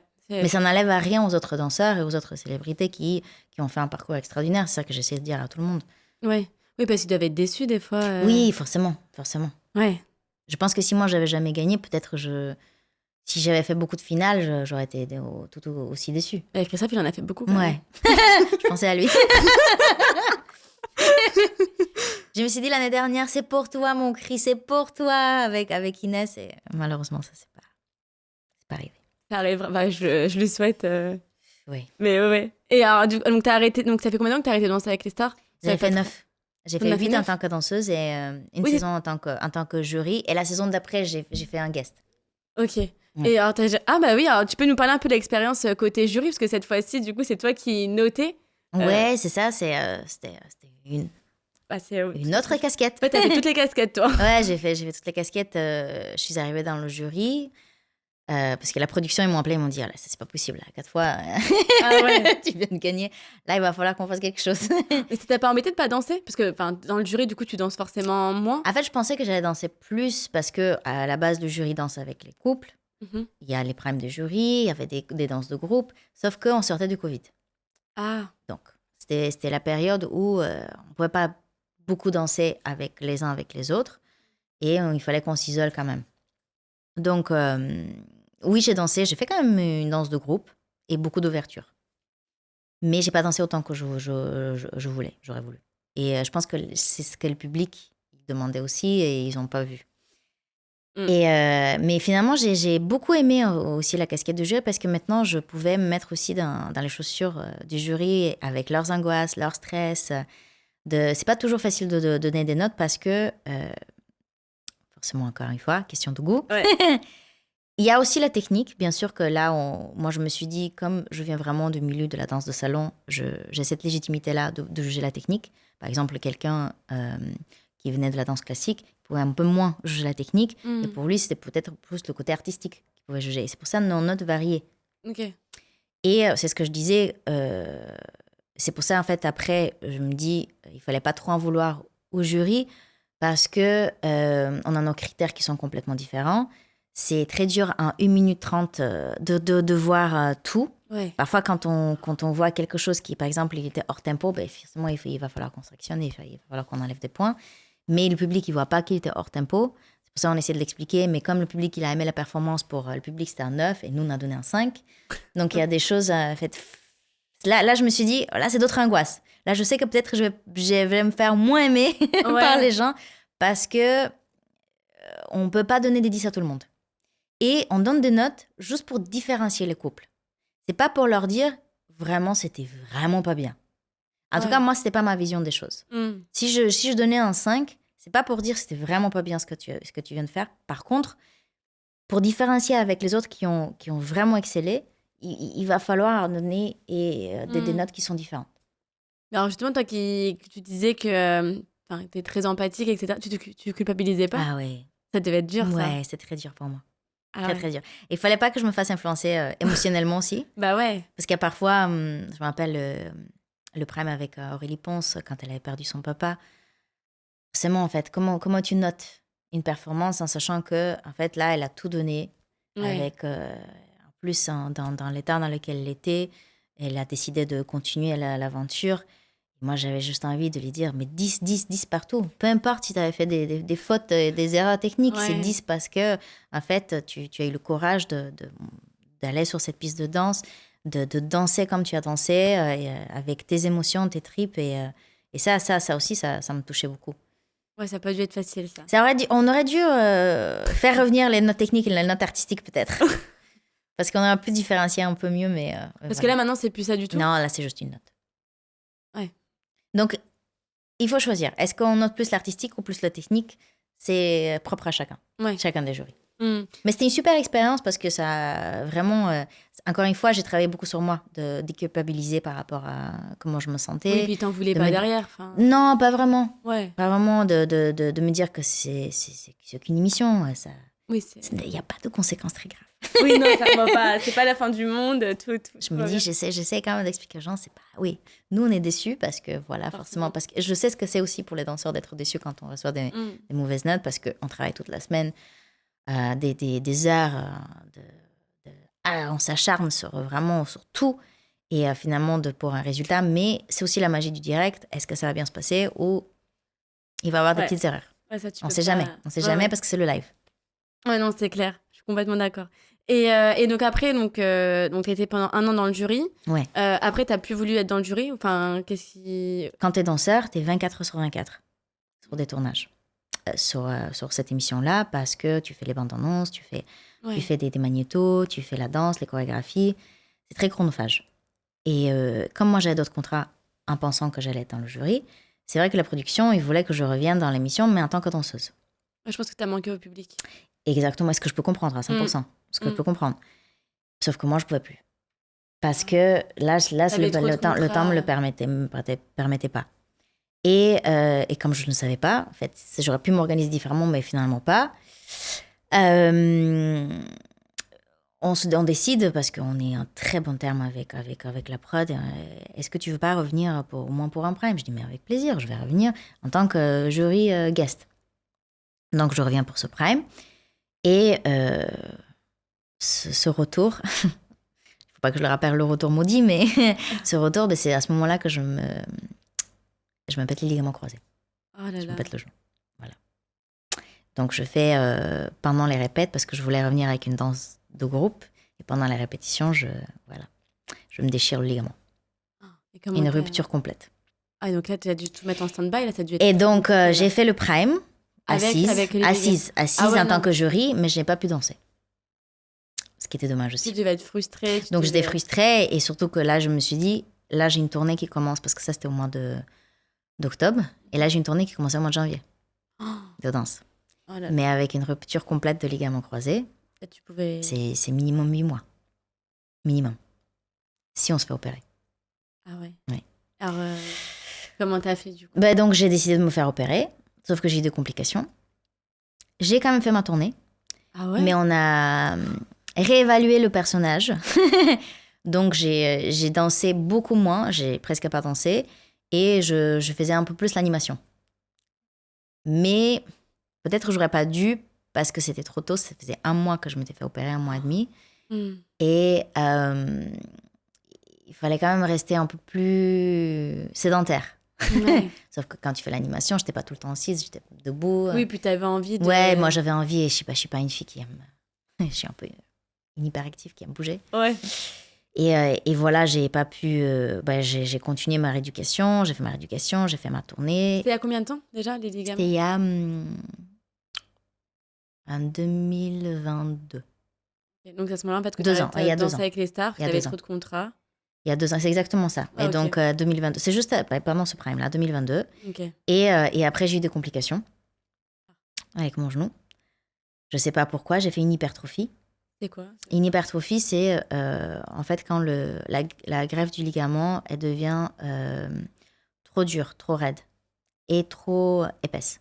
En fait, ce qui se passe, c'est qu'ils prennent un de tes tendons et ils le mettent à la place du ligament. C'est ça l'opération des ligaments croisés. Donc mon tendon, qui, avec la rééducation, va comme prendre le rôle d'un ligament. Un tendon, il est moins épais qu'un ligament, sauf qu'en fait, ils font plusieurs tours pour le rendre aussi épais qu'un ligament. Et après, le tendon, il commence à... Le corps, il est quand même extraordinaire, à penser qu'il devient un ligament, ce tendon-là. Ok. Comme il commence à se souder ensemble et quand il commence à comprendre et à penser que c'est un ligament. Sauf qu'en fait, il s'est trop épaissi. Trop épaissi, prend un raidi.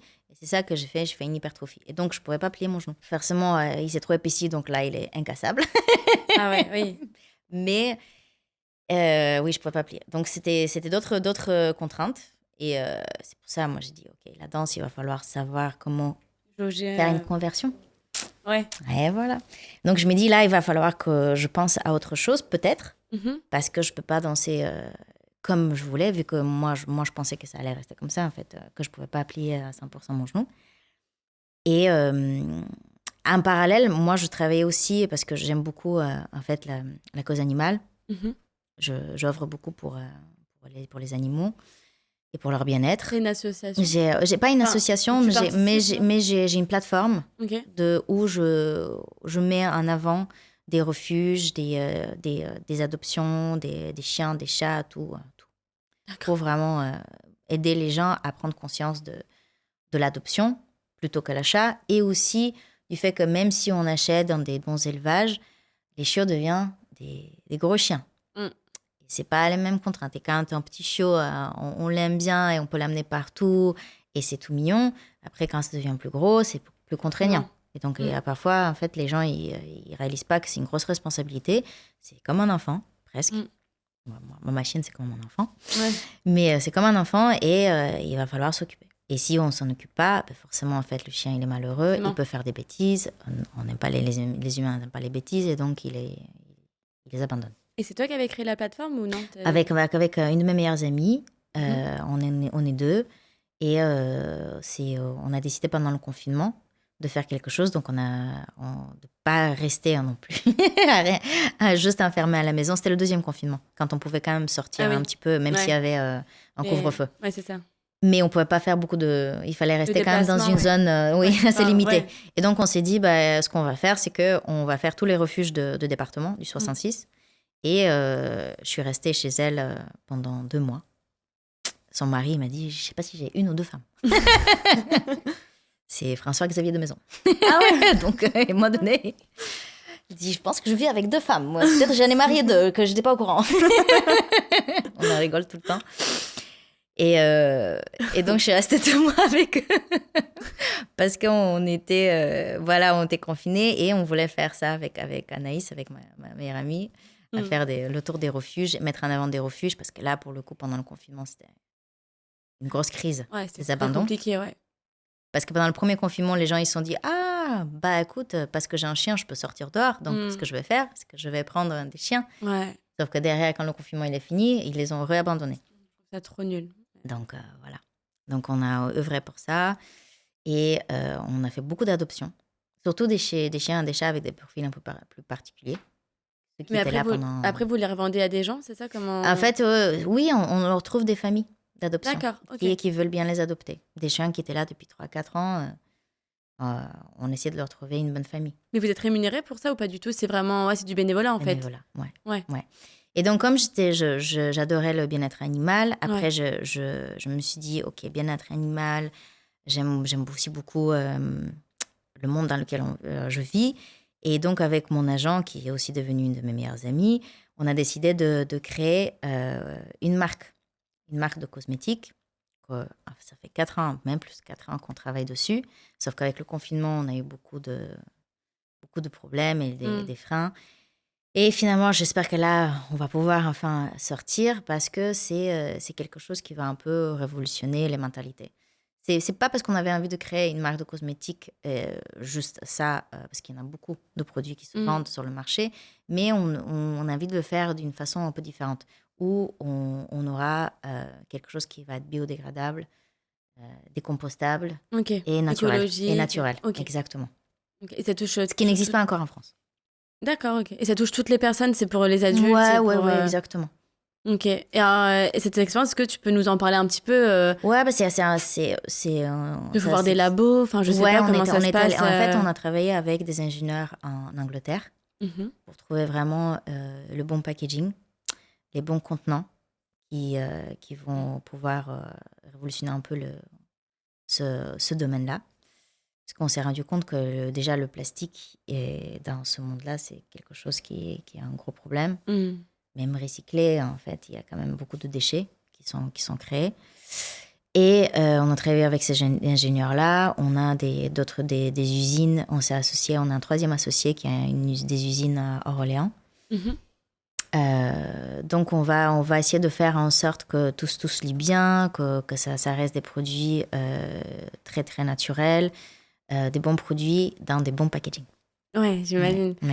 T'as eu des bannes dans ces moments-là ou pas? Est-ce que t'as eu des jours où c'est plus compliqué parce que t'as ouais, parce des refus, enfin, je sais pas. Oui, on a eu des problèmes parce qu'à un moment donné, avec les dépôts des statuts. Ouais. Quand il fallait déposer les statuts, il fallait enlever des clauses parce que le nom, ça va s'appeler MOVA. D'accord. Icona Mova. Ah, ok. À plus le MOVA, mouvement, quelque chose. Et à un moment donné, il y avait une compagnie en Allemagne, je pense que leur marque de vêtements n'a rien à voir, qui s'appelait, on va dire, Mona. Okay. Je ne me rappelle même pas parce que c'était il y a 2 ans déjà. Et ils ont dit, c'est trop semblable, il faut que... Parce qu'on avait aussi, dans les statuts, on avait déposé une clause si jamais on voulait faire des accessoires. Donc pour eux, c'était... Ah, ok, ouais, trop ressemblant. Ouais. Il n'a rien à voir, surtout que c'est en Allemagne, bref. Donc il fallait ça nous a un peu mis des bâtons dans les roues. C'est pour ça que ça a pris beaucoup de temps. Il y a toujours des obstacles qu'il fallait gérer à un moment donné. Ouais. Et donc là, c'est censé sortir très On espère prochainement. à la fin de l'année, qu'on va pouvoir vraiment sortir cette marque-là. Enfin, parce qu'on travaille très dur. Bah ouais, j'imagine. Et ça va se vendre Enfin, vous voulez le vendre dans des pharmacies, Pour l'instant, ça va être que sur Internet. D'accord. En ligne. Et au fur et à mesure, je pense qu'on va essayer de s'intégrer dans des pharmacies. Ok. Et donc ça, tu as voulu faire ça, bon, j'ai compris, pour la cause animale et puis tout ce qui est cosmétique, pour que ça touche à tout le monde, l'écologie, et pour que ce soit bien naturel. Et donc ça, en fait, tu as décidé de le faire parce que tu t'étais blessée, ou c'est parce que tu as toujours voulu faire autre chose après, à côté de la danse? Je pense qu'en fait, j'ai une personnalité qui fait en sorte que je suis très curieuse. Et j'aime beaucoup m'intéresser à d'autres domaines. Pas que le mien. Je ne sais même pas lequel est le mien. Mais maintenant, je suis plus étiquetée en tant que danseuse, chorégraphe, artiste. Ouais. Mais j'ai pas commencé avec ça. J'ai commencé avec d'autres choses, les finances, les sciences. Et je me dis, j'aime tout. J'aime tout. Je m'intéresse à tout. Et je suis un peu touche à tout aussi. Ça, c'est bien. C'est pour ça que je me suis dit, j'avais envie de faire quelque chose, encore une fois, hors de ma zone de confort. Hors de ma zone de confort, j'ai quand même ce côté finance, où je peux quand même apporter ma touche, et de me dire aussi, ok, je crée quelque chose, je participe dans un autre projet, mais un autre projet qui me tient à cœur parce que ça va apporter c'est avec des bonnes valeurs, ça va transmettre un bon message, et ça va, j'espère, en fait, améliorer un petit peu le monde dans lequel on vit. Ouais. En fait, je pense un peu à l'avenir. Parce que je dis pas qu'il faut à 100% éliminer, on peut pas à 100% éliminer tous les déchets, tout le plastique. Non, mais par contre, en fait, ça c'est comme aussi les gens qui sont végétariens, véganes. Moi, quand même, je mange encore de la viande, même si je suis pour la défense animale. Par contre, la consommation, elle est très réduite. Ouais. Donc, je me dis qu'en fait, si on change un petit peu la façon de consommer, les États-Unis, c'est dans la surconsommation. Et même partout, en fait, on adore acheter tout le temps. C'est ce qui nous réconforte parfois. Ouais, ça fait du bien au moral. Ça fait du bien au moral. Acheter des vêtements, acheter des produits, acheter plein de choses. Mais en fait, si on commence juste à réfléchir un peu plus et se dire qu'on a vraiment besoin de très peu pour être heureux. C'est vrai. Ouais. Je cite le livre de la jungle. Mais voilà, il faut satisfaire du nécessaire. Mais oui, en fait, si on change un petit peu la façon dont on consomme, déjà, ça va beaucoup aider ce monde. Beaucoup, beaucoup. Bah, j'espère que que ce message-là il sera bien passé, que ça fonctionnera bien. Et au final, la danse, tu vas quand même revenir. Là, je reviens. J'avoue que ce qui est très, très curieux, c'est que ma grossesse. Oui, t'es devenue maman. Je suis devenue maman, et c'est aussi pour ma fille aussi. J'ai envie de contribuer un petit peu pour améliorer ce monde. Mais ma grossesse m'a beaucoup aidée avec le genou. C'est très curieux. Mais comme, en fait, il faut faire de la place pour bébé, les ligaments se détendent. Ok. Et qu'est-ce qui s'est passé avec mon genou? Ça s'est détendu. Et donc, au final, elle t'a aidée. Et donc, ce qui est exceptionnel, parce que j'ai une grossesse merveilleuse et que, en fait, je rends beaucoup de mes copines très jalouses. Mais j'ai pas eu de nausées, j'ai pas été malade. Ouais, tout c'est très pas bien. De diabète gestationnel, pas vraiment. J'ai dansé jusqu'à presque mes 8 mois. Et parce que tu continues à danser? Ouais, j'ai continué à danser. J'ai fait un spectacle, j'étais 7 mois enceinte. Non. Une danse, hein. On va pas dire que j'ai fait un spectacle d'1h30, mais j'ai fait une danse, j'ai continué à faire mes stages. Je me rappelle, je suis allée faire une séance dédicace dans une foire et il y avait Jean-Marc et on a dansé ensemble. Moi, j'étais, je pense que presque 8 mois enceinte. Et j'ai eu beaucoup de chance. Et voilà, parfois, les ligaments, quand ils se détendent, ça peut créer des douleurs. Mais moi, pas du tout. Moi, ça m'a aidé avec mon genou. Et donc, maintenant, je peux plier mon genou.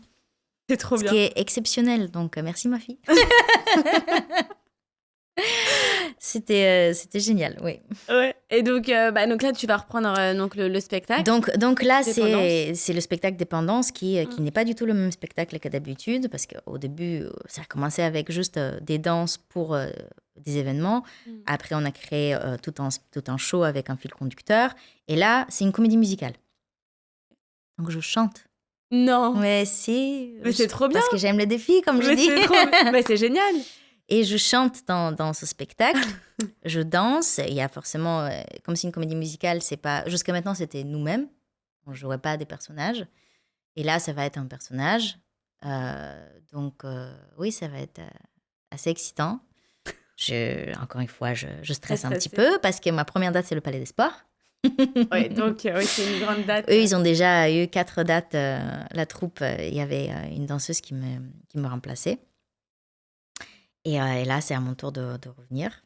C'est génial. Voilà, c'est génial, mais voilà, je me dis, oh là là, comment je vais faire? Déjà, est-ce que je suis en forme? T'as l'air en tout cas. Ouais. Franchement, t'as l'air en forme. Est-ce que je vais danser aussi bien qu'avant?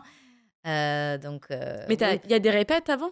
Oui, on va faire des répètes maintenant. Là, il y a eu Christian, mon partenaire, qui est venu dans le sud de la France et répéter un petit peu avec moi. Donc, on a pu répéter hier ensemble. Okay. J'ai vu un petit peu le spectacle. Maintenant, il faut que je répète mon chant. Et t'as des cours pour ça, de chant ou non? En fait, quand j'ai fait l'émission Masked Singer. Oui, t'as fait l'émission J'ai fait une émission de photographie. Comme je t'ai dit que j'adore tout. C'est trop bien. Photographie, le chant, j'ai tout fait. J'ai fait l'animation aussi sur le meilleur tatoueur parce que j'adore aussi me challenger. Et donc, j'ai appris beaucoup sur le monde du tatouage aussi. Mais comme j'ai fait Masked Singer, j'ai pris des cours de chant juste avant de faire. Parce que moi, hors de question que je me lance dans une aventure où je ne suis pas préparée, un minimum. Ouais. Et donc, j'ai pris des cours de chant pendant 1 mois avec un coach. Et là aussi, celle qui a composé notre comédie musicale, toutes les chansons dedans, Nad, elle m'aide aussi à trouver, après, les chansons qu'elle a composées pour moi, elle les a fait vraiment pour moi, avec une tonalité qui me correspond bien. C'est top, ouais. Ouais, donc c'est du cas par cas et du sur-mesure. C'est ça qui est exceptionnel, et elle est exceptionnelle parce que vraiment, elle s'est adaptée à chacun. Mais comme je ne suis pas chanteuse, pendant les cours de chant, j'ai compris comment chanter juste, mais dans ma tonalité. Je ne peux pas faire un Mariah Carey. Mais en plus, ça, tu vas danser et chanter en même temps. Exactement. Donc, c'est encore un autre level. Oui. Encore un cap au-dessus. Oui. Ça va bien. Après, je vais adapter la danse en fonction du chant. Oui, j'imagine. Mais voilà. Ouais. Et donc, du coup, vu que tu es devenue maman, comment tu vas gérer un peu, je sais pas si tu sais, mais comment tu vas un peu gérer voilà, ça va être... la vie pro, la vie perso, ça va être... Oui, je sais pas pour l'instant, honnêtement. Comme j'ai décidé vraiment pendant les premiers 4 mois de me consacrer que à ma fille. Je voulais absolument être avec elle, profiter de ces moments avec elle. En plus, j'ai décidé d'allaiter. Donc, je voulais vraiment être avec elle. J'ai mis stop à tout. J'ai décidé de plus rien faire, de pas accepter de contrat. Je sais pas comment ça va se passer. J'angoisse. Non, parce que c'est quand même... Si on a déjà un enfant, on sait à peu près. Maintenant, je comprends le deuxième. Quand ils disent le premier, il est vraiment, c'est une poupée de porcelaine où on fait attention à tout. Le deuxième, il peut manger par terre. Tellement, en fait, on est habitué. Honnêtement, c'est bon, vas-y. Mais je pense que ça va être... si jamais j'ai un deuxième, je pense que ça va être exactement ça. Parce que maintenant, j'ai compris. Au début, je stérilisais tout, je faisais toute attention. Maintenant, j'ai dit, OK, on va laver. Pas besoin de stériliser à chacune heure. Tu vas bien. Bah oui. Mais oui, c'est des petites angoisses qu'au début qu'on se crée parce que c'est l'inconnu. Donc là, juste de prendre le train avec elle de Perpignan jusqu'à Paris, je me dis comment on va faire. En plus, avec ma chienne, avec les valises, parce que je l'amène avec moi en tournée. Vu que, oui, on la répète. J'ai déjà demandé une chambre pendant les tournées qui est un peu plus calme pour que je puisse l'allaiter, pour qu'on puisse être au calme. Après, il faut qu'elle fasse ses siestes. Il y a ma mère qui va venir avec moi pour m'aider. Oui, j'ai de la chance qu'elle soit là. Oui, tu as l'air très très proche de ta maman. Ouais. Donc j'ai de la chance qu'elle soit là, qu'elle a pris sa retraite pour être 100% disponible pour moi. mais oui, ça va être un gros challenge maintenant de voir. Déjà les 5 heures de train, je vais voir comment ça va se passer. Il n'y a pas de raison que tu n'y arrives pas. Hein. Et j'espère. Moi, je m'inquiète plus pour les gens dans le wagon. Ils seront compréhensifs, j'espère. Parce qu'elle est très active, la mienne. C'est vrai? Ah oui, elle n'aime pas beaucoup les siestes. Il y a une copine, parce qu'on a accouché vraiment à 3 jours de différence, il y a une copine qui me dit « Ah, la mienne non plus, maintenant les siestes, c'est trop 2024. » En 2025, plus de sieste. Ah bah, puis je pense que ça va encore plus, plus elle va grandir. Oui, où le temps d'éveil, il est beaucoup plus long. Oui, Beaucoup plus long. C'est Donc, clair. on va voir. C'est un autre challenge. Mais c'est trop bien, c'est que des beaux challenges. Oui, c'est un beau challenge et honnêtement, je suis très, très heureuse. Quand les gens ils disent c'est que du bonheur, c'est faux. Faux. Ouais. Ce n'est pas que du bonheur parce que, oui, l'amour, il n'y a que de l'amour, mais c'est très intense. Honnêtement, faut pas tu se dois être mentir. fatiguée. Ils disent que c'est la pire torture du monde, c'est quand on te prive de sommeil. Vraiment. Et essayer de priver quelqu'un de sommeil, je pense que vraiment, c'est la pire torture du monde. Mm.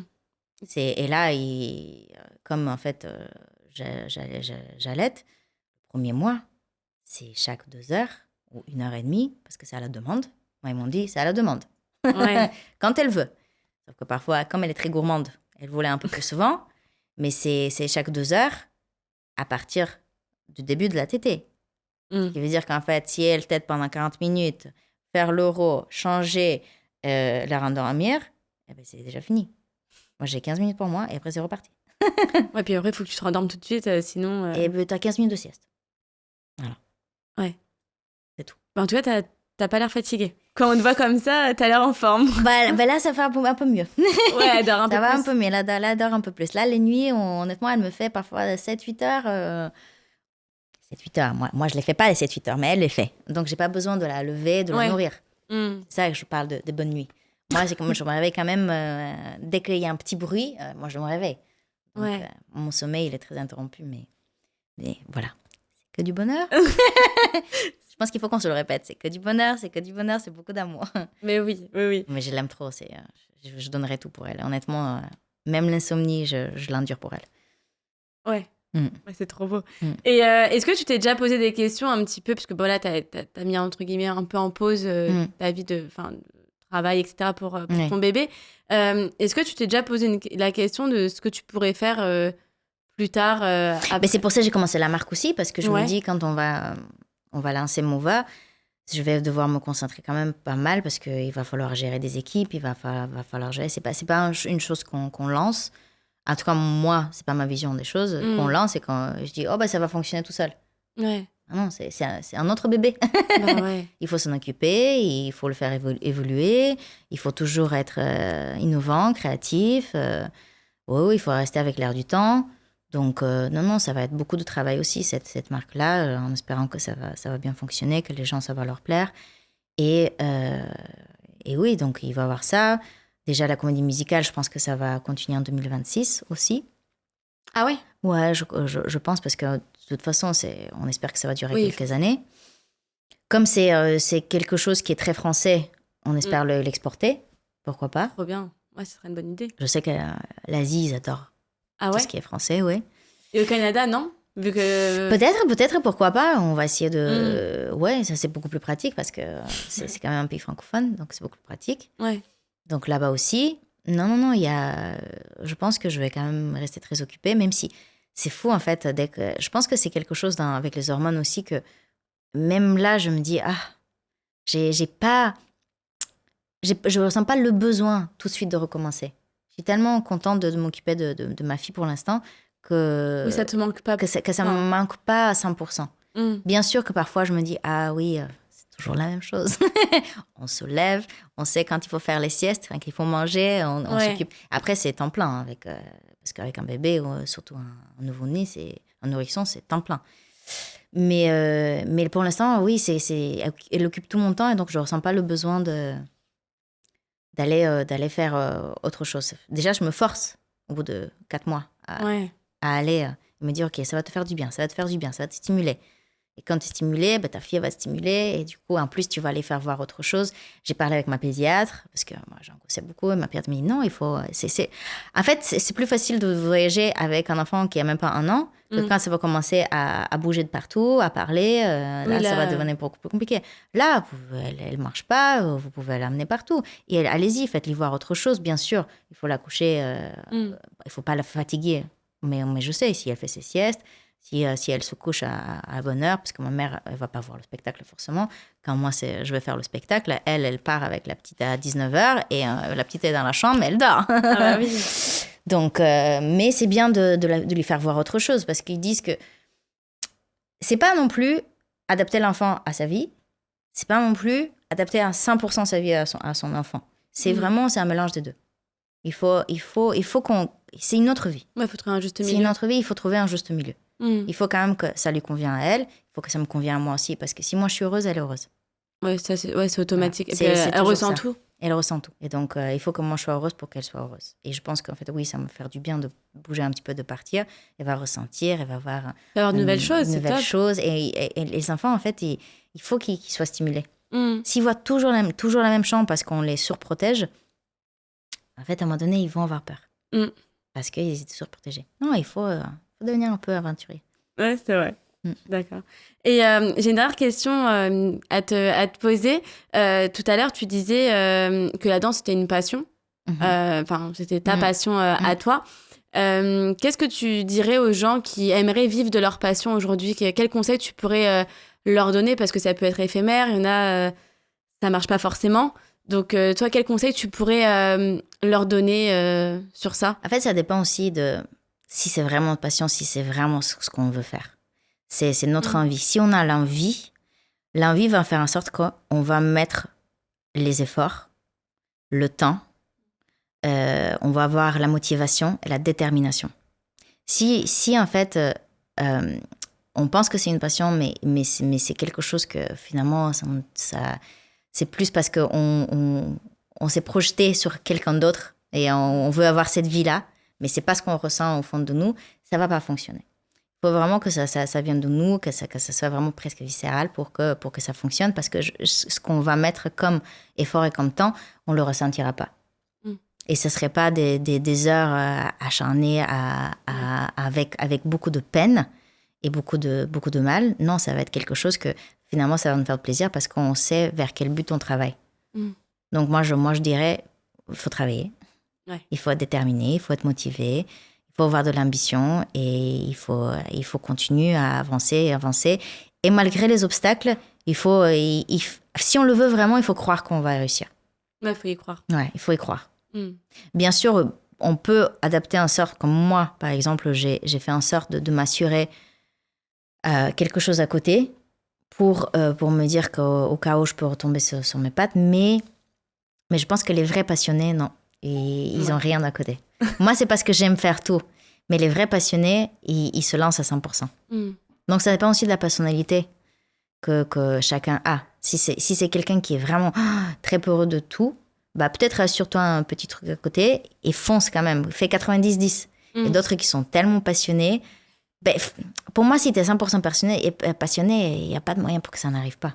Parce que je sais que tu vas tout donner pour que ça arrive. Ok. Merci beaucoup pour ces conseils. Merci pour ta venue et je te souhaite beaucoup de succès pour tes prochains projets. Et bon courage pour ton spectacle. Merci beaucoup. Merci, à bientôt. Salut. Merci d'avoir écouté cet épisode et j'espère qu'il vous a plu. Si vous souhaitez être accompagné pour une évolution pro ou un changement de carrière, vous pouvez nous contacter. Toutes les infos sont en description. À très vite pour un prochain épisode.